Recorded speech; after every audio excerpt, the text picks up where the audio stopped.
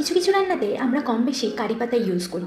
বাজার থেকে কারি পাতা আনলে তা 1-2 দিনেই নষ্ট হয়ে যায়। তবে আজকে দুটো টিপস দেবো যাতে কারি পাতা মাসের পর মাস ফ্রেশ থাকবে।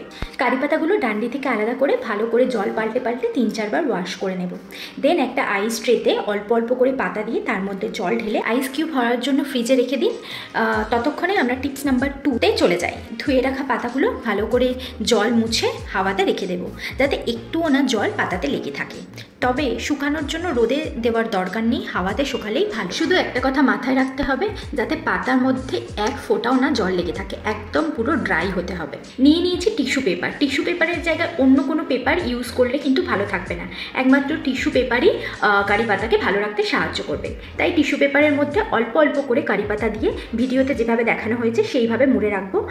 এমনভাবে মুড়তে হবে যাতে ভেতরে কোনোভাবে হাওয়া না পাস করে, সেটা মাথায় রাখতে হবে।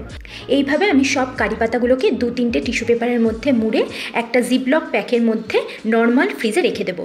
এটা কিন্তু ভুলেও ডিপ ফ্রিজে রাখবেন না।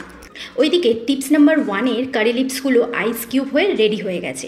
এবার একটা জিপলক প্যাক করে ভালোভাবে ডিপ ফ্রিজে রেখে দেবো।